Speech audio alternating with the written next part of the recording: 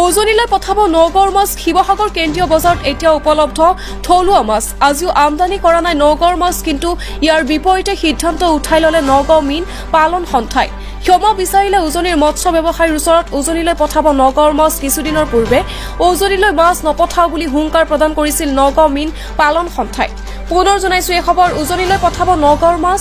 শিৱসাগৰ কেন্দ্ৰীয় বজাৰত এতিয়া উপলব্ধ থলুৱা মাছ। আজিও আমদানি কৰা নাই নগাঁৱৰ মাছ, কিন্তু ইয়াৰ বিপৰীতে সিদ্ধান্ত উঠাই ল'লে নগাঁও মীন পালন সন্থাই। ক্ষমা বিচাৰিলে উজনিৰ মৎস্য ব্যৱসায়ীৰ ওচৰত। উজনিলৈ পঠাব নগাঁৱৰ মাছ। কিছুদিনৰ পূৰ্বে উজনিলৈ মাছ নপঠাও বুলি হুংকাৰ প্ৰদান কৰিছিল নগাঁও মীন পালন সন্থাই।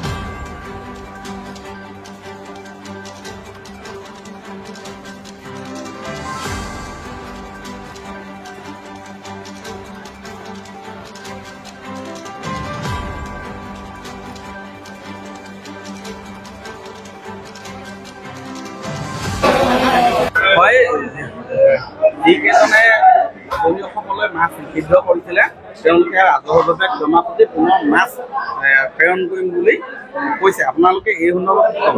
নহয়, চাওক, এটা কথা পুনৰ প্ৰমাণিত হ'ল যে অসমীয়া জাতিৰ স্বাভিমানী জাতি, অসমীয়া জাতিয়ে কোনো কাৰণতে কেতিয়াও কাৰো আগত তল কৰা নাই। সেইটো আজি পুনৰ প্ৰমাণ হ'ল। আৰু এটা কথা চাওক, আমি আমাৰ যুঁজখন আচলতে খিলঞ্জীয়া আৰু অখিলঞ্জীয়াক লৈ আছিলে। আমাৰ যুঁজখন কোনো মাছ ব্যৱসায়ী বা অৰ্থনৈতিক অৱৰোধৰ কাৰণে কৰা সংগ্ৰাম নাছিলে।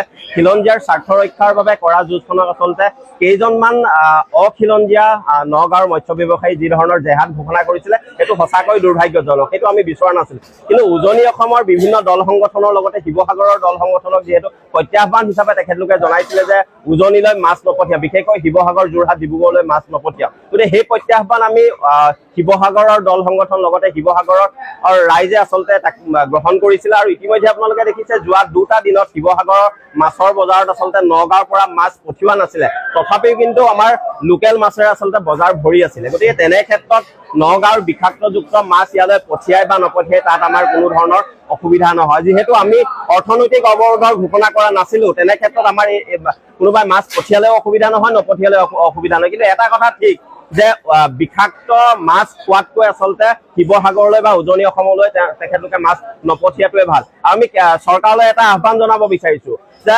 মীন বিভাগৰ সকলো নীতি নিৰ্দেশনাক জলাঞ্জলি দি একাংশ মৎস্য ব্যৱসায়ীয়ে কি ধৰণে আচলতে এই মাছৰ নামত আচলতে উজনিৰ শিৱসাগৰৰ লগতে উজনিৰ বিভিন্ন ৰাইজক আচলতে বৰ বিষ খুৱাইছে, তাৰ ওপৰত এক তদন্ত হ'ব লাগে। আৰু যিসকল মানুহ এনেধৰণৰ কাম কাজৰ লগত জড়িত তেখেতলোকৰ ওপৰত কঠোৰৰ পৰা কঠোৰ ব্যৱস্থা